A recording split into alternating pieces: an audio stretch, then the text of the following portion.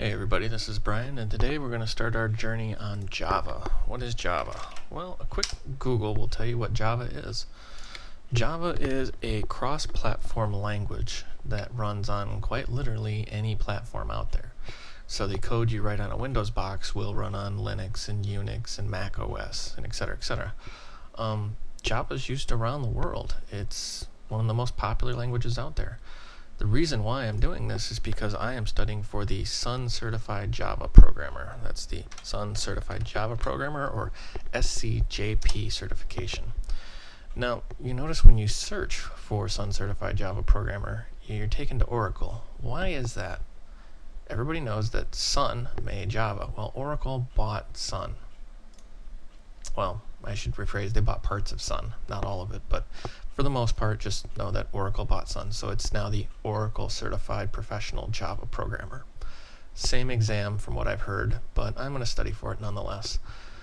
The one that I'm going to go for is the 3.10.65 Java Standard Edition 6. There's different editions of Java. What you really need to know is there's a Standard Edition, and a Mobile Edition, and an Enterprise Edition. And what's the difference between those two? Well, the Mobile Edition is for, you guessed it, mobile phones. Standard is more for desktop programming, and Java Enterprise Edition is more for server programming. For this, we're going to be doing the Standard Edition. But all editions of Java are roughly the same, so these tutorials will help you with any of them. So, the first thing you need to do is actually download Java. How do you get that? Well, let's try the Java Development Kit, or JDK. As you see, there's a lot of them out there. So Java SE Standard Edition. And you just go to download, and you notice it'll be like FX and NetBeans and EE Enterprise Edition. Remember, we just discussed EE. What are these other two? FX is kind of their competition for Macromedia Flash, whereas NetBeans is an IDE. We will not be covering NetBeans. We'll be using Eclipse, which is arguably a little more popular and a little more user-friendly in the beginning. So anyways, you just click Java, and chances are you already have Java installed, but if you don't, you just download the development kit. Now there's something you should know here. There's a Java runtime and a Java development kit. The runtime allows you to run Java code. So when you go to java.com, when you go to java.com, that's not it. Darn you, Google. There it is, java.com. When you go to java.com and you download, you're downloading the runtime environment. This allows you to run Java. You're going to be programming Java, so you're going to need the runtime and the JDK. So go to java.com, choose your language, download the JRE, or Java Runtime Environment, and then you're going to need to find the JDK, which you can find from oracle.com or just a quick Google of JDK. You're going to download Standard Edition. You can click on Java. Oh, I should probably back up and mention this. You can also get the JRE here. So if you just Google JDK, you can get the JDK or the JRE. Anyways, just click Java.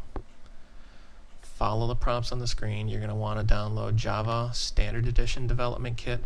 I'm using 6U21.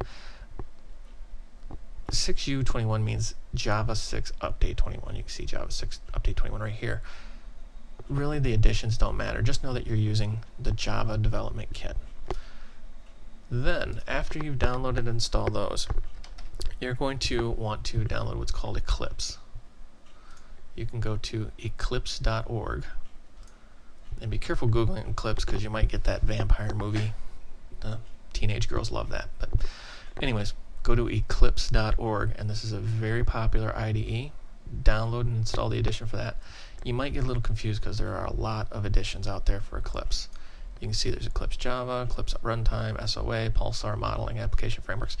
This has become a whole movement in itself. And don't worry, all of this is 100% free. You're diving into what's called the open source software movement, or just open source. So typically, I mean, just pick whatever you want. Go to downloads. I'm just going to kind of walk through here. It's been a while. The one I downloaded was the Eclipse IDE for Java developers. It's 99 megs. It comes as a zip file. Basically, you just extract it and run it. There's really no setup needed.